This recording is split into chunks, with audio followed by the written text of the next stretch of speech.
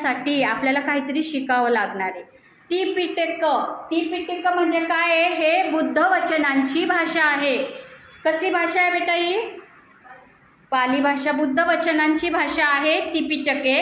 आणि त्याच्यामध्ये बुद्ध वचनांचा संग्रह म्हणजे काय आहे? हे त्रिपिटक, बुद्ध वचनांचा संग्रह म्हणजे त्रिपिटक आहे। ठीक आहे ना।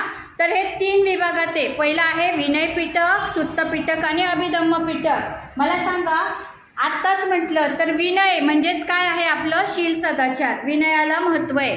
तर विनय पहिले हे जे भिक्खू संघासाठी असतं। सुत्त पिटक, हे सुत्त पिटकामध्ये काय आहे? तर भगवान बुद्धांच्या उपदेश आणि वचनांचा संग्रह आहे। आणि अभिधम्म पिटकात काय आहे? तर बौद्ध तत्वज्ञान आणि सिद्धांताचा संग्रह आहे।